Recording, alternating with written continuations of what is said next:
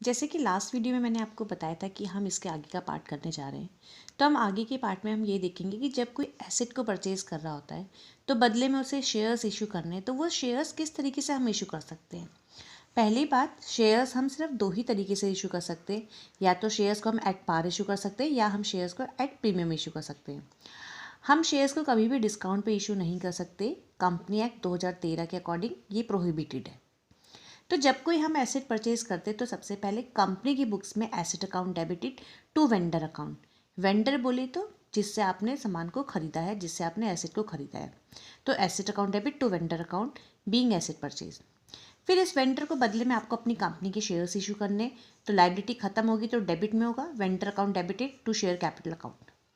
अब शेयर्स को हम एट पार पर अगर इशू करेंगे तो how many number of shares issue to the vendor, इस बात के लिए आपको एक छोटी सी कैलकुलेशन करनी पड़ेगी। That is called number of share issue to vendor. Purchase consideration divided by issue price. ये परचेज कंसिडरेशन का मतलब होता है कि आपने ये जो एसेट खरीदी है कितने की खरीदी है और बदले में इस एसेट को खरीदने के बदले कितने शेयर इशू करने जा रहे हो, तो इशू प्राइस।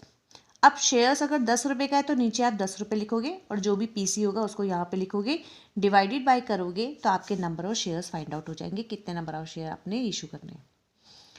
सेकेंड पार्ट, अगर आप शेयर्स को इशू करते हो सिक्योरिटी प्रीमियम पर, तो ultimately vendor account debited to share capital account to security premium reserve account. And ये सिक्योरिटी प्रीमियम कंपनी की एक्स्ट्रा इनकम होती है, एक्स्ट्रा इनिंग होती है, इसको कंपनी रिजर्व एंड सरप्लस में डालती है। तो इस पार्ट में आप लोग ये सीखो नंबर ऑफ शेयर कैसे इशू करेंगे। तो purchase concession divided by issue price.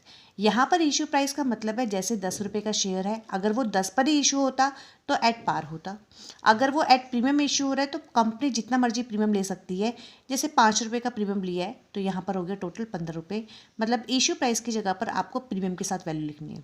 और purchase concession divided by issue price करोगे तो आपके number of shares find out हो जाएंगे और उसको यहाँ पर मल्टीप्लिकेशन कर लोगे आप।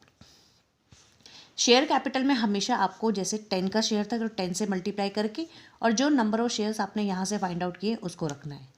सिक्योरिटी प्रीमियम में 5 रुपये रख के और जो नंबर ऑफ शेयर्स आपने यहाँ से फाइंड आउट